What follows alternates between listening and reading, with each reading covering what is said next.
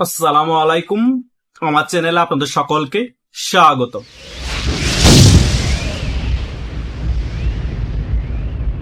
বাংলাদেশে গোয়েন্দাদের রিপোর্টে নাকি ভয়ঙ্কর তথ্য উঠে এসেছে।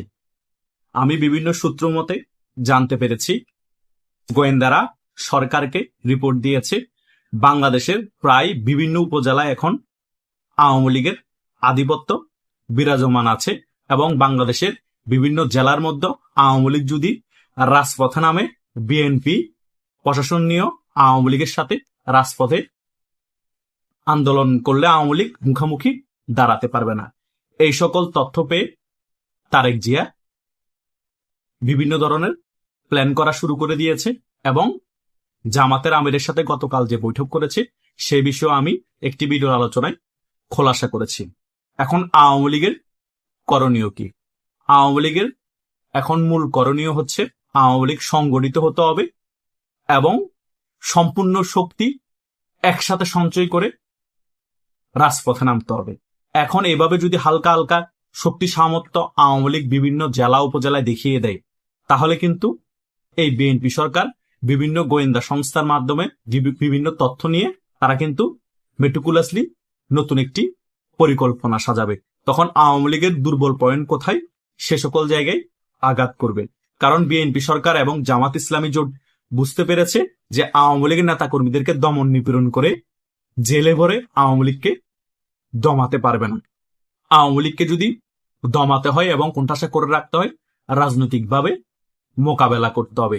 সে কারণে জামাতের সাথে দফায় দফায় বিএনপি নেতাকর্মীরা বৈঠক করে আওয়ামী লীগের সাথে রাজনৈতিক মোকাবেলা করার জন্য বিভিন্ন দুর্বল জায়গাটা খুঁজে নিচ্ছে এই বিএনপি এবং জামাত জোট।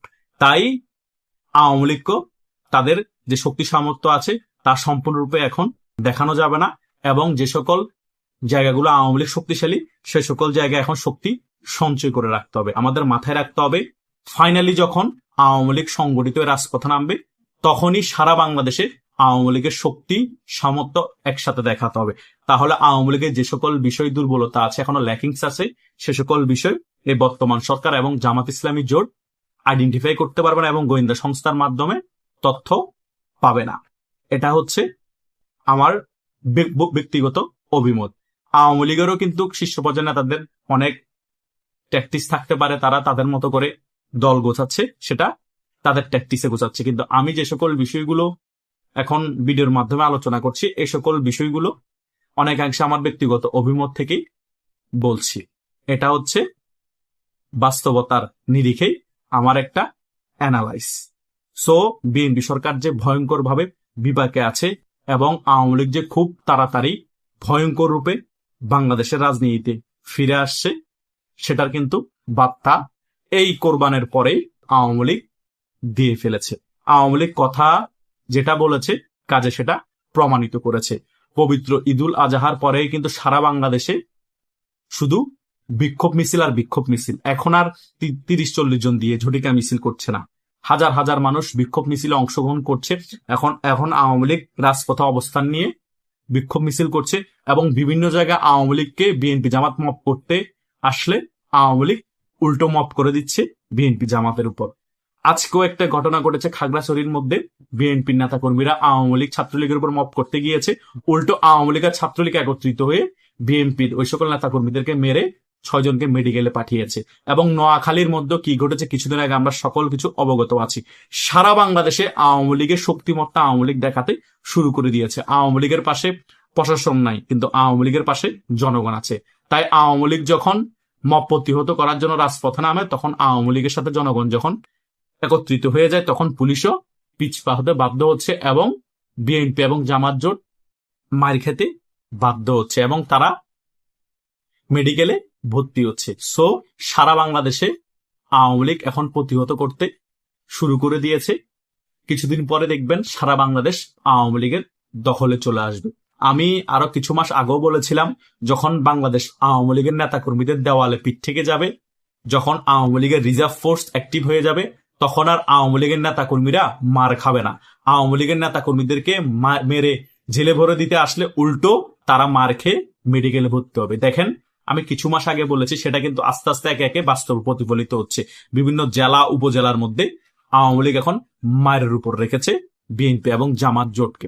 হয়তোবা কিছু কিছু জায়গায় আওয়ামী লীগ দুর্বল অবস্থান থাকার কারণে সে সকল জায়গায় আওয়ামী লীগের নেতা কর্মীরা দমন নিপীড়নের শিকার হচ্ছে, জেল জুলুমের শিকার হচ্ছে, কিন্তু ওই সকল জায়গায়ও কিন্তু কিছুদিন পরে আওয়ামী লীগ প্রতিহত করবে, কারণ জনগণ তখন আওয়ামী লীগের পাশে এসে দাঁড়াবে। কারণ নিরীহদের উপর অত্যাচার করলে জনগণ কখনো প্রশ্রয় দিবে না বিএনপি এবং জামাত জোটকে। এটাই হচ্ছে বাস্তবতা। আওয়ামী লীগ 5 আগস্টের আগে অনেক অপরাধ করেছে, ধরেই নিলাম। 5 আগস্টের পরে আওয়ামী লীগের নেতা কর্মীদের উপর যে অপরাধ সংগঠিত হয়েছে, বাংলাদেশের ইতিহাসে কোন রাজনৈতিক দলের উপর এরকম অপরাধ সংগঠিত হয়নি। বিএনপি, জামাত এবং এনসিপি জোট সংগঠিত হয়ে আওয়ামী লীগের নেতা কর্মীদের উপর মব করেছে, তাদের ঘর বাড়ি হামলা করেছে, তাদের ঘর বাড়িতে গিয়ে লুটপাট করেছে, তাদের মা বোনের ইজ্জত নিয়েছে এবং অনেককে তুলে নিয়ে গিয়ে মেরে বস্তাবরে লাশ তাদের বাড়ির সামনে রেখে যাওয়া হয়েছে। কুমিল্লার মধ্যে এই ঘটনা ঘটেছে 5 আগস্টের পরবর্তী সময়। তো সকল কিছু বাংলাদেশে কি কি ঘটেছে আমরা অবগত আছি, এবং আমরা যে সকল ইউটিউবার আছি প্রত্যেক জেলার মানুষের সাথে আমাদের যোগাযোগ আছে। প্রত্যেক জেলা উপজেলায় কি কি ঘটছে সকলে আমাদেরকে তথ্য দিয়ে সাহায্য সহযোগিতা করে। সে তথ্যের ভিত্তিতে আমরা ইউটিউবে ভিডিওতে আলোচনা করি এবং আপনাদের মাঝে তুলে ধরি। আমাদের বিভিন্ন তথ্যের মধ্যে হয়তো 19 আর 20 হতে পারে, কিন্তু আমাদের তথ্য গুজব না। সারা বাংলাদেশ জুড়ে এখন আওয়ামী লীগের জোয়ার বইছে এবং আওয়ামী লীগের নেতাকর্মীদের সাথে বাংলাদেশের সাধারণ জনগণ একত্রিত হয়ে যাচ্ছে। কিছুদিন পরে বাংলাদেশের যারা আপামার জনতা আছে সাধারণ, তারা কখনোই কোন রাজনৈতিক দলকে এককভাবে মন থেকে সমর্থন করে না। তারা সকলে আওয়ামী লীগের পাশে এসে দাঁড়াবে এবং তারা নিজেরাই বলবে আমরাই মন থেকে এখন আওয়ামী লীগ করি। আওয়ামী লীগ হচ্ছে মুক্তিযুদ্ধের একমাত্র সংগঠন, আমরা আওয়ামী লীগকে ভালোবাসি, আমরা সকল আওয়ামী লীগের পাশে আছি এবং আওয়ামী লীগকে আমরা আবার বাংলাদেশে ক্ষমতায় দেখতে চাই এবং শেখ হাসিনাকে আমরাই বাংলাদেশে ফিরিয়ে আনবো। এই সকল বিষয় বর্তমান তারেক জিয়া সরকারের হাতে গোয়েন্দারা তথ্য দিয়েছে।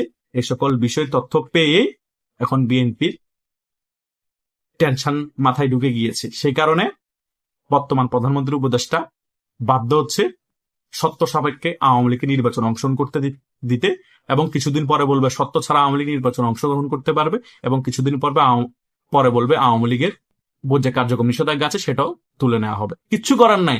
বাংলাদেশের জনগণ আওয়ামী লীগের পাশে থাকলে বিএনপি সরকার আর কতদিন প্রশাসনিকভাবে কোণঠাসা করে রাখবে? যতই কোণঠাসা করবে, যতই দমন নিপীড়ন করবে, ততই আওয়ামী লীগের জনপ্রিয়তা বাড়বে, বিএনপির জনপ্রিয়তা কমবে, ততই সাধারণ জনগণ আওয়ামী লীগের পাশে এসে দাঁড়িয়ে বিএনপি যে সকল নেতা কর্মীরা আছে বিভিন্ন জেলা উপজেলা এবং মহানগরে এভাবে কেলানি দিয়ে দিয়ে মেডিকেল পাঠাবে।